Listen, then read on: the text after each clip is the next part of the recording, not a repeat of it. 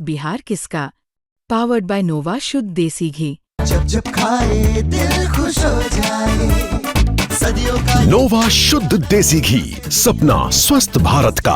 I love घी घी घी घी घी। 133 लोगों ने पोल किया है बिहार तक पर, और जितने लोग पोल किए हैं उनका बक्सा निकाल लिया गया है। हाँ। बड़ी खबर यह है कि मतगणना के बैलेट बॉक्स निकाले जा रहे हैं और टेबल पर लाए जा रहे हैं।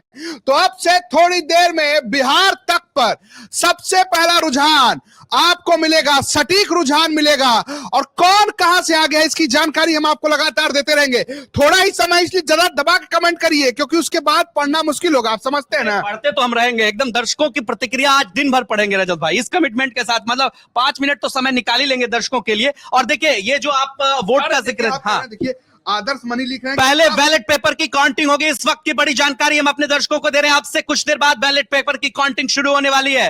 तो दर्शकों के इंतजार की घड़ियां खत्म होती हुई लोकतंत्र का ये महापर्व बिहार में चुनाव और इस बात की तरफ अब इशारा कर रहा है कि कुछ ही मिनटों बाद बिहार में काउंटिंग शुरू होने वाली है। आदर्श मनी लिख रहे हैं कि भैया आप लिख कर ले लीजिए, मैथिली ठाकुर चुनाव हार रही हैं। तो आदर्श जी, आप भी इसका स्क्रीनशॉट लेकर रखिए, जब चुनाव का परिणाम आएगा जरूर साझा कीजिएगा हमारे साथ। बिल्कुल बिल्कुल, निश्चित तौर पर। और हम कमेंट में लेंगे, हिलसा से अनिल सिंह जीतेंगे बीजेपी से, ये लिख रहे हैं। जहानाबाद की 3 सीट पर आरजेडी को जीत मिलेगी। देखिए, जहानाबाद में इस बार आरजेडी ने प्रयोग भी किया है, लगातार प्रयोग और A to Z समीकरण।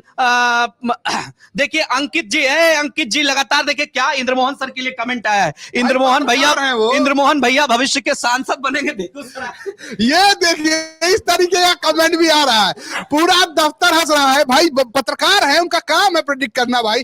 तो ये देखिए, इंद्रमोहन जी को याद किया गया है। लेकिन जहानाबाद में तीनों सीटों पर राजद जीत रही है, सतीश यादव का कहना।